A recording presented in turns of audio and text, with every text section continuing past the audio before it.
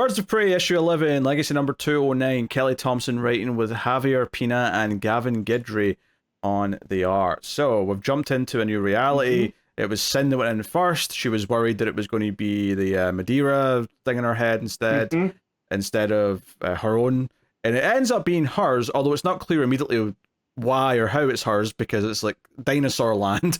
But she reveals later on that because she was worried that it would be based on the other entity and not her, she intentionally just tried to really focus on something as she was going through the portal, and she's reading a paleontology book, so that's why it's all dinosaurs. I love it. Which is funny because it means that it's a very dangerous world that they're in, and like they almost get eaten when they first arrive.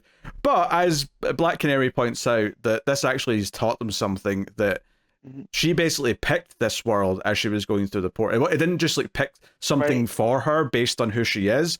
It was something she was actively thinking about. So in theory, when they go through another portal, whoever goes through first could think of a certain type of world, and it might actually become that world. They can play it to their advantage. Yeah. So you know, there's potential there. Yeah. We got Barda threatening to punch dinosaurs, which please. The more Kelly Thompson writes Barda, the more she becomes one of my favorite characters. Yeah, it's good. Everyone's got sort of like ripped versions of their outfits. You know, Cass is missing like a sleeve and things. It's like they've all been like in prehistoric times for a while. Yeah. The overall vibe of this issue is that it deals with the fact that Vixen can't connect to the red, and it's going to be important that she's actually pretty vulnerable without it. She almost gets eaten early on. Black Canary has to like stream the face of a dinosaur off to save her. And it's basically this idea that while some of the others don't have powers, like Cass still has her skill set. She's just not having powers. But Marie, because she relies on them, it's almost like something's missing now. So she's actually kind of vulnerable.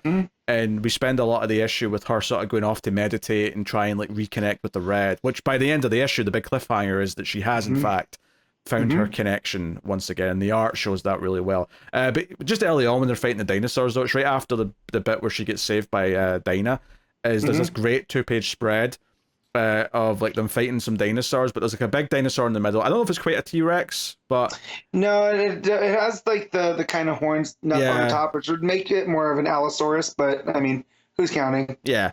But there's a great bit here where you can actually track Cass jumping through the page, where she grapples in the top left.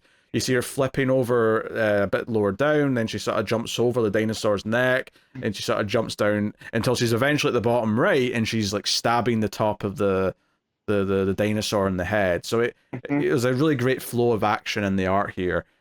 So no, I really liked all that stuff. And honestly, I mean, one of the things that this book's been so good at has been how funny some of the dialogue's been between the characters. You know, they agree at the start that they shouldn't run anymore. They have to, like, they can't save Babs and figure out what's going on if they're just always on the defensive. They have to kind of start to solve things.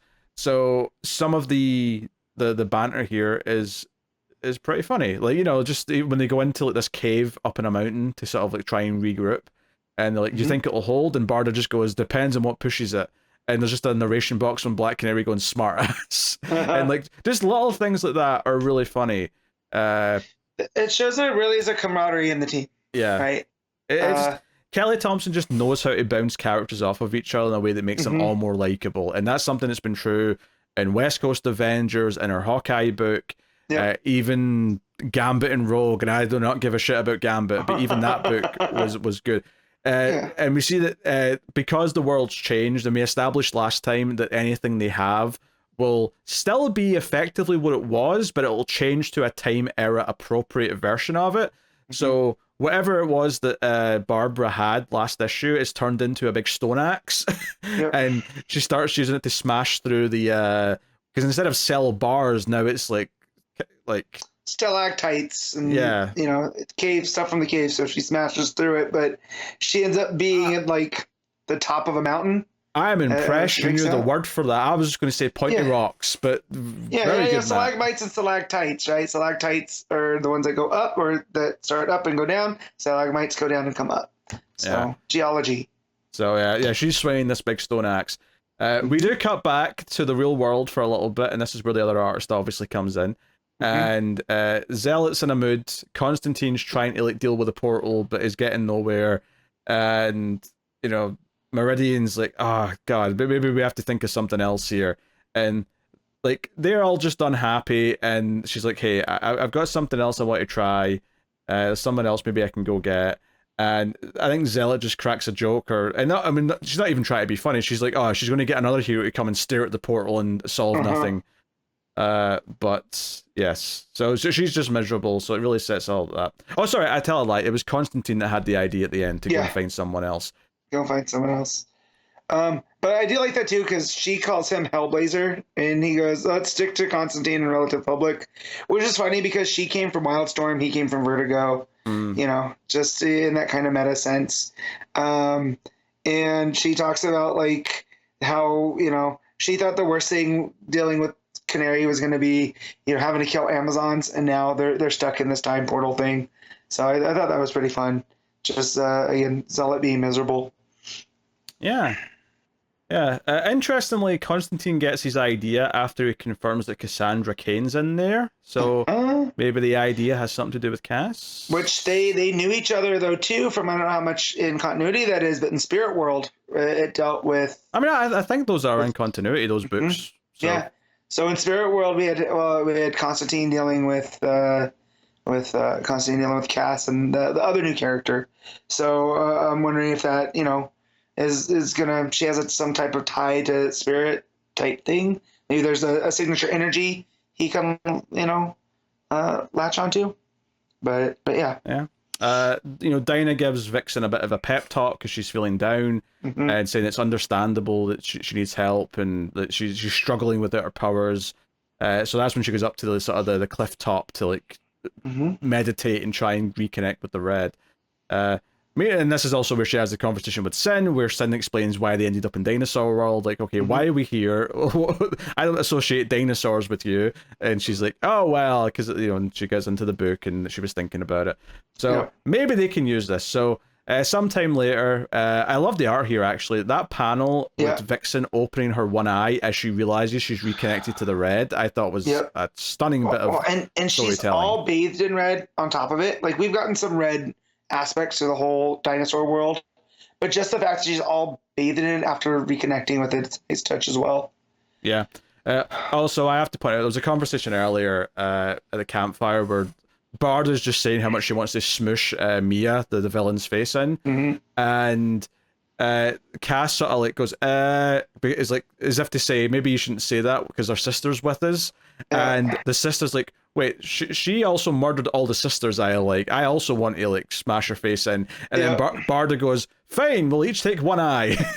Yeah. I thought that was really funny. I don't know. Barda. Yeah, because that was the thing. Like, I really want to compliment Thompson here actually for on the very first page, like even though it's not a recap page, just having Black Canary in her narration give you the bullet points of like all the beats so far. Yeah. While it is a little bit weird when you're reading it as a collection, month to month, it's so helpful for her to just say, oh, we're in this world, we're going through different realms. But the part that I was like, okay, the part that I was so happy she recapped, just to like, because it all came flooding back as soon as she said it, was, okay, we're with this character, her sister's the villain who wants revenge on Barbara, because in the future, Barbara and the Birds are going to be responsible for the death of her mother. And that's all it took for all of that flashback story we got that took up most of an issue, all came flooding back. But it reminded everything so quick and neat. It's just good form, I think, for a monthly comic book. Yeah, and it didn't feel like an input dump. It felt like she was processing things for the characters. You know? Well, and that's the thing. She doesn't have to recap everything, but she has to recap the new characters, right? The characters that we don't know from years of reading comics, the ones that we are going to forget because they're new. So yeah. Anyway, the villain shows up here towards the end as a snake, and Canary screams at her, but the villain's like, "Hey, you can only scream so loud in here without bringing the whole mountain down. So you actually can't. You have to hold back." So she's like sending this like dark energy over to her. Like it was the same thing that got Barda in one of the other issues. Yeah, that she had to cough out. Slightly possessed her. Yeah. Yeah. So the big cliffhanger is that just as it seems like they're going to struggle to fight her, that's when Vixen comes in with the power of a pterodactyl coming down at her. So yeah, it looks so cool. with with the line "Take us to Barbara Gordon or die." Which is a bit more violent than superheroes tend to get, but she's pissed. She's in a mood. I get it. She's had a rough day. Well, she's channeling a pterodactyl. Like, come on, that's some serious primal energy. I'm sorry, there are pterodactyls known for being angry. Look, I've seen Jurassic Park 3 enough times to know that they're the most dangerous things because they kept them locked up. So, you know, every other creature in Jurassic Park 3 out roaming around, not the pterodactyls or pteranodons, whatever they were. To be fair, I think technically they were all locked up to begin with. Yeah, but they left the pterodactyls in their little that felt cage. More like an oversight. No one thought to go and unlock the pterodactyls. Well, because they know better. Yeah, but also, Matt, is it not just a case of, well, because the pterodactyls could fly to a different island? Yes, 100%. That's what it was. But some of the fierce birds, they're you know, no, thank you. Keep them locked up. They were smart. All right, Matt fears birds. Let's note that down for a future prank. Oh, okay. Yeah, I'm surprised it's taking this long to get to there. I do not mess with birds. Do not like birds. So yeah. Caw. Yeah. All right.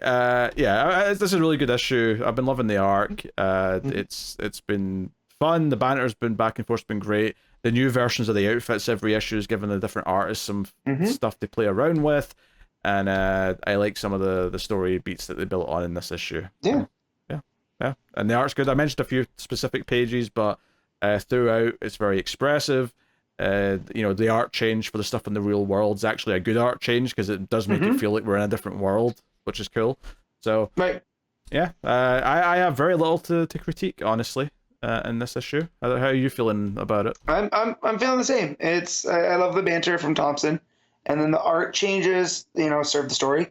It's not just, random pop here, pop there. And I think there was 3 because it also lists Robbie Rodriguez on the title page as well. So, does it? Okay, fair enough. Yeah. So, he was on the last issue, but Leah Comic Geeks didn't have him on this one, so I just left him off. But gotcha. Fair enough. But yeah, so he's listed on the title page. But yeah, so it just everything flows seamlessly. And again, that the coloring at work here too, because everything on the dinosaur realm is, it's playing with those kind of hot colors. You have the reds and the yellows and all that, and it really stands out when Mari touches back in with the red. So, but yeah, really, really solid issue. All right, well, you rating it? I'm gonna give it 8.5. Yeah, honestly, I think that's about right. 8.5 sounds right to me. Loving the run, good stuff.